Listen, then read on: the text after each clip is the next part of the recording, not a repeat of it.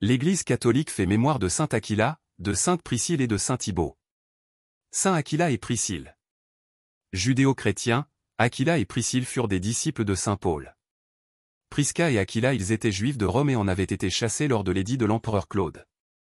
Ils avaient la même profession que saint Paul qui travailla chez eux pour fabriquer des tentes. Une vie commune, en mouvement, avec le regard fixé sur le Christ. C'est leur dynamisme qui frappe dans le témoignage de foi d'Aquila et Priscille, amis intimes de Paul de Tarse. Dès son arrivée à Corinthe, Paul se met au travail pour gagner son pain.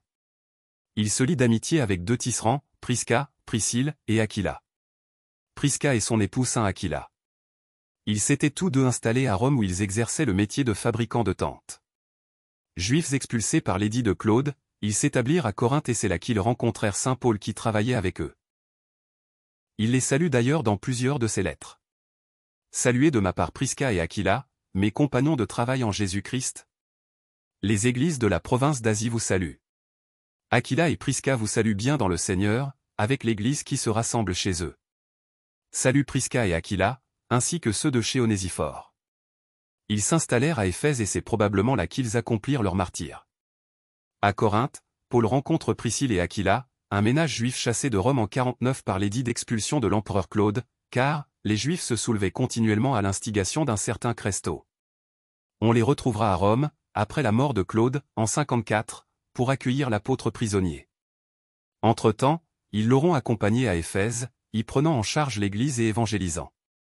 Saint Thibaut. Bonne fête au Thibaut, un beau vieux nom qui revient de nos jours. Leur saint patron vivait au temps de Saint Louis, le roi Louis IX, au XIIIe siècle.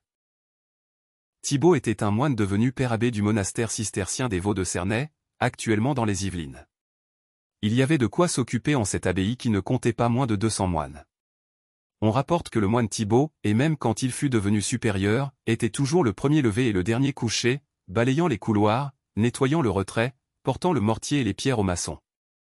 On relate aussi que le roi Saint Louis, qui resta longtemps sans enfant, attribuait aux prières de saint Thibaut le bonheur d'avoir pu fonder et élever une famille nombreuse, avec son épouse Marguerite de Provence, il eut 11 enfants dont il fut le père attentif et exemplaire. Saint Thibaut, né à la fin du XIIe siècle, termina sa vie terrestre en 1247, ses reliques sont vénérées en l'église de Cernay-la-Ville. Saint Aquila et Priscille, Saint Thibaut, priez pour nous. Évangile. La moisson est abondante, mais les ouvriers sont peu nombreux. Alléluia. Alléluia. Moi, je suis le bon pasteur, dit le Seigneur. Je connais mes brebis. Et mes brebis me connaissent. Alléluia. Évangile de Jésus-Christ selon saint Matthieu. En ce temps-là, voici qu'on présenta à Jésus un possédé qui était sourd-muet.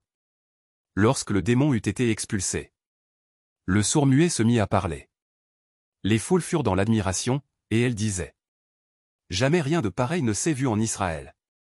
Mais les pharisiens disaient: c'est par le chef des démons qu'il expulse les démons. Jésus parcourait toutes les villes et tous les villages, enseignant dans leurs synagogues, proclamant l'évangile du royaume, et guérissant toute maladie et toute infirmité. Voyant les foules, Jésus fut saisi de compassion envers elles, parce qu'elles étaient désemparées et abattues, comme des brebis sans berger.